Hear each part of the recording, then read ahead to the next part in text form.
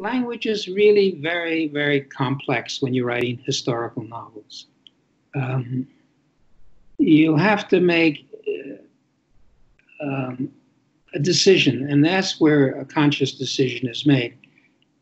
Gold Rush Girl, you have this bright girl, and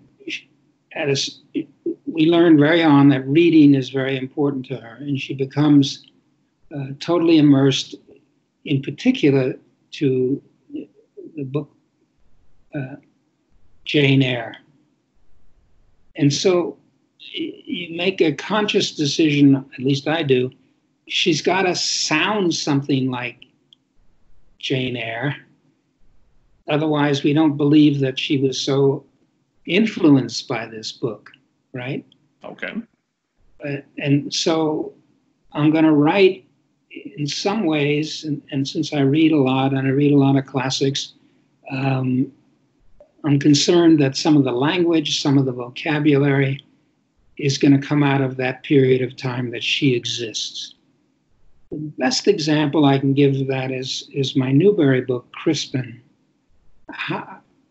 This takes place in the 14th century. The English that was spoken then is Chaucerian English, what's called Middle English. I can't read it.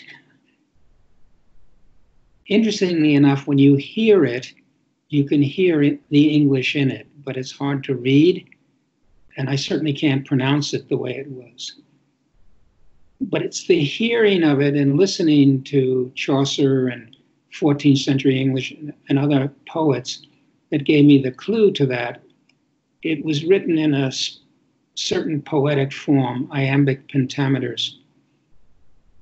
And I said to myself, what if I wrote the book, Crispin, in verse?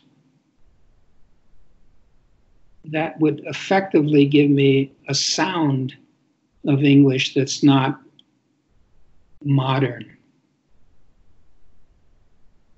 I mentioned this to my agent, and she was horrified. She said, the book will be 900 pages long. But I did write it in verse. It just doesn't look it.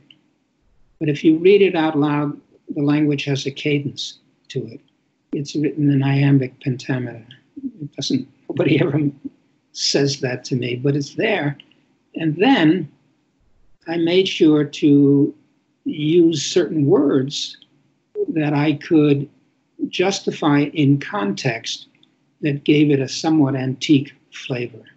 So between the rhythm of the language and the occasional antique words, it sounded different. And I stress the word sounded. And I think it gives that book a certain energy.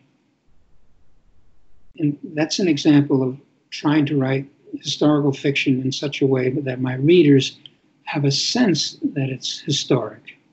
I don't do that with every book, but it certainly was true of Crispin and is true of Gold Rush Girl.